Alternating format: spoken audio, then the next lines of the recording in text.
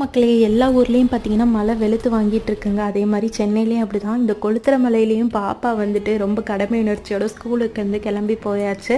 பாப்பாவை ஸ்கூலில் போய் ட்ராப் பண்ணிட்டு வந்து வீட்டில் உள்ள வேலையை பார்த்துட்ருக்கேன். கிச்சனே இப்படி வந்து தலைகீழ இருக்கிறதுக்கு காரணம் என்னென்னு பார்த்தீங்கன்னா, பொங்கல் வருதில்ல, அதுக்காக வந்துட்டு கிச்சன் ஃபுல்லாக டீப் க்ளீன் வந்து இப்போவே ஸ்டார்ட் பண்ணிடலான்னா, ஃபஸ்ட்டு கிச்சனை கவர் பண்ணிட்டோம்னாலே ஒரு பாதி வேலை முடிஞ்ச மாதிரி எனக்கு ஃபீல் ஆகும்.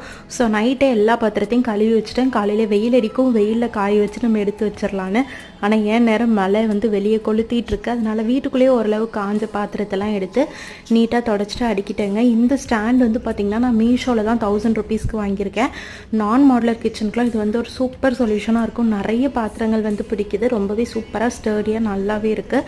அப்புறம் பாப்பாவை மத்தியானம் ஸ்கூல்லேருந்து கூட்டிகிட்டு தூங்க வச்சு எழுப்பியாச்சு. எனக்கு ஒரு ப்ராடக்ட் வந்துச்சு, அதை ஓப்பன் பண்ணி பார்த்துட்ருக்கேன். ஈவினிங் வரைக்குமே மழை விடாமல் கொளுத்திட்டுருக்கு. ஸோ உங்கள் ஊர்லலாம் மழை எப்படி இருக்குது என்னன்றதை கமெண்ட் செக்ஷனில் ஷேர் பண்ணுங்கள்.